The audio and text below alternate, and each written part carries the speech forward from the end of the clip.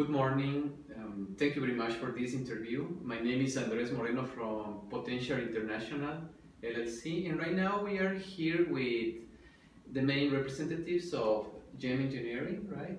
And we want to talk about the Potenciar Model, okay, and the new standard that we have created to help the organizations to manage your different kind of crises that can bring some kind of losses, okay, damage, and even sometimes, the loss of human lives. Okay, so can you introduce yourself, please? Sure. Like I said, it's an honor for you to be here. Thank you so much. Thank you. I'm Nancy Lilly. I'm with JEM Engineering. We're located here in Laurel, Maryland.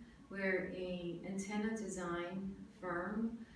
We do customization antenna design. We do manufacturing and also testing. Most of our customers are either commercial or military.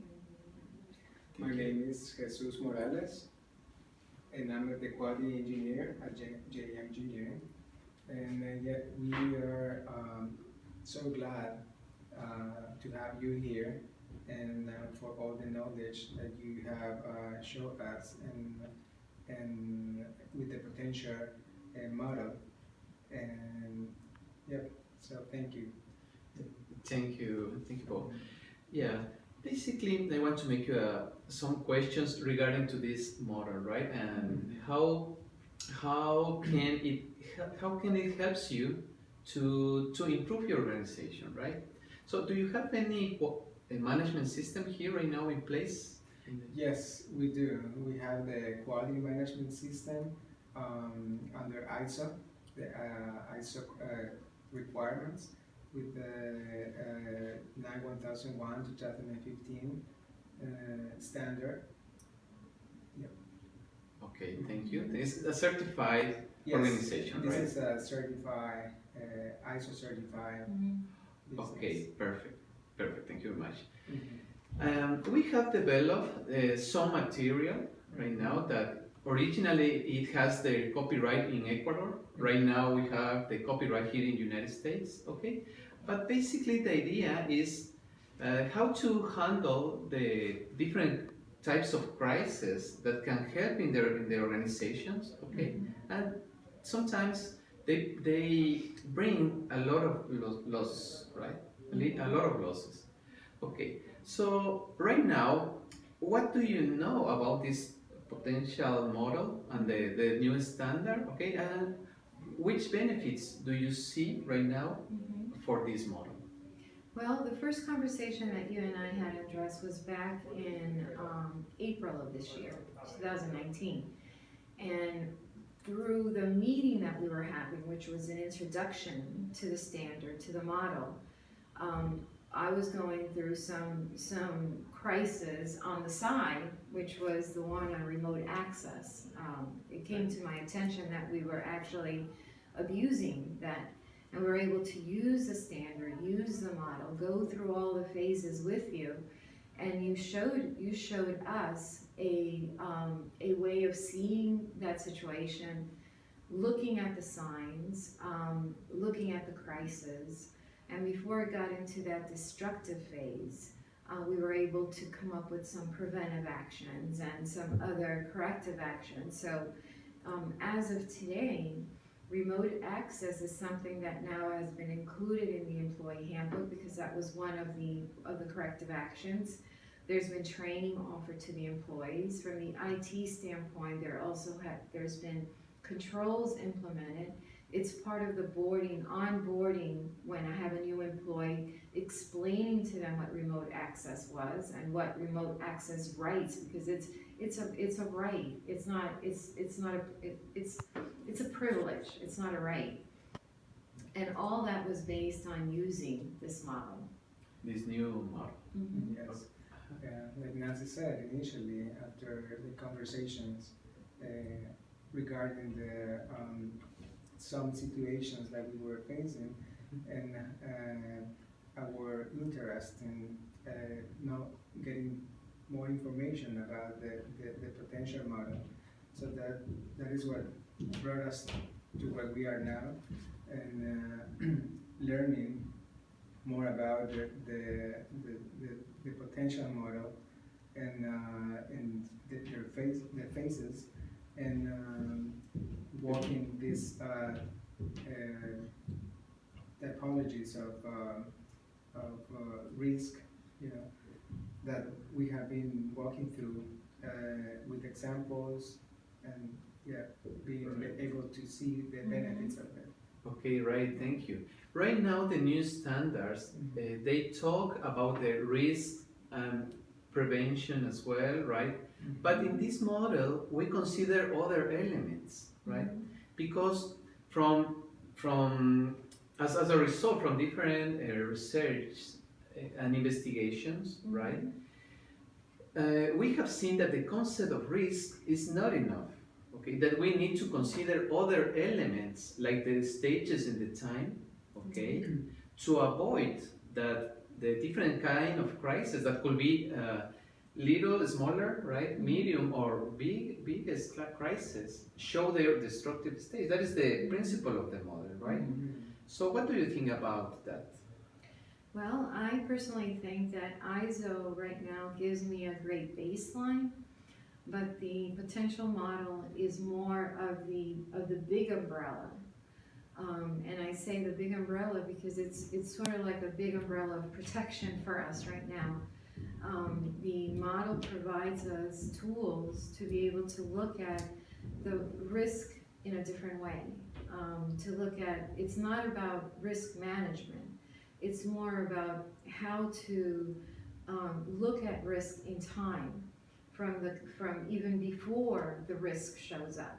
So I'm not just looking at managing a risk after it occurs, but before it actually starts, I'm looking at what's the worst case. And when I start looking at the worst case, that means that I start controlling that risk from the conception, from the birth of it. And then with time, I have more control over that, to the point where what I don't want to happen is to get to that phase 5, which is a destruction phase, which there are going to be consequences, financial consequences. In our case, it could be lives, because the antennas that we use are used in the military application. So that means our soldiers, our boys and girls, I consider them my boys and girls, are out there with an antenna communication system. And if the antenna fails, these guys are out by themselves. That means they can't call their platoons, they can't call their captains, and we could lose lives like this. So for us, it's critical. Right, yes, of course. And we have seen some disasters all around the world, okay? But really, I cannot hear a technical management of that kind of crisis, right? So that is our intention, right? Put in place this new model, this new standard that can be certified as well, right? The organizations need some training, right? So what can you recommend or suggest to other organizations based on the knowledge that you have right now about this system? Well, Andrés, what I tell the companies is that you cannot be without the potential model. That in order, if any organization, no matter what it is, if it's manufacturing, if it's service, if it's hospital, if it's retail food, whatever organization is out there, what we don't want to have is a disaster. We don't want to have to get to that level of destruction. And the only model that I know of, and I read a lot, I'm a follower of Crosby, Deming, and every quality system that's out there. We've tried it, or I've known it, or we do it. There's no system out there that I know of that has the capability of really managing risk before conception, to the point where the whole purpose of this model is to minimize or completely eliminate destruction. And that's why I am in favor, and we're fully implementing this at JEM. Well, thank you very much for your words, Nancy. Yes, and in addition to what Nancy said, this is something that it should be implemented in any organization, regardless what they do. It's something that they will be able to if they implement this model, they will be able to manage their risk, their crisis in the early phases, and also in the later phases. So it's something that I haven't seen in any other standard or model, and it gives you a good approach of the risk management and crisis management, and to get to that phase of feeling good about managing all these typologies of crisis. You know. Right, Yep. right. And the other thing I wanted to add that I forgot is that this standard also adds two components that I have not seen in any other one. It's the emotional and the cultural part to it. So, you know, in analyzing some of these crises that I've had, some of the questions that I've had is on the emotional side of the employee or emotional side of the group of people. So that for me is a good way of also incorporating something in the company that helps us to minimize the destruction. And in the also getting into that phase 5, something that we need to minimize is loss of money. So this also gives me the opportunity of minimizing any type of loss of money because of the crisis. So the system, you see it right now, the system can help you to increase your profitability, Yes, right? yes. Your income, right? Yeah, Right. yeah, It's a financial impact. yeah, it does. Absolutely, It has a big impact. Because, you know, sometimes it's not necessary to have a big disaster, right? But you have, every day you have different kind of crisis, right? Some people with knowledge leave the organization, right? Loss of image, right? Yeah. Some issues with the products, with the clients, different kind, right? Right. That impact the benefit of the organization, right? Right. So this system can help you to. Oh, yeah.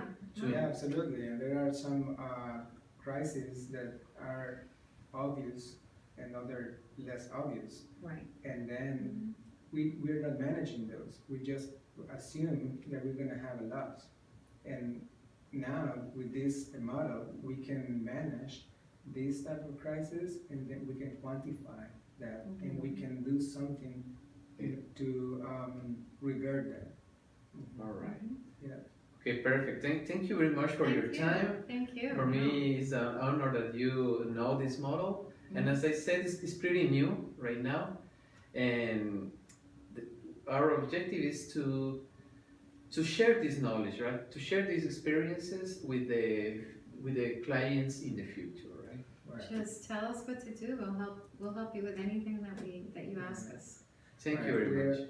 We're happy to receive this training and to also implement the model. Exactly right now. When do you expect to finish the implementation? This potential Yes, model? we oversee like in between 7 to 8 months Right. of implementation. That way we can collect some data. Some data. Yeah, and then be able to receive or to get an audit. Exactly. Next All time. right. Yeah. All right. Thank you very much for your Thank time, you. Nancy. Thank Thank you you. very much. Thank you. Yes. Thank you. Thank you. Thank you.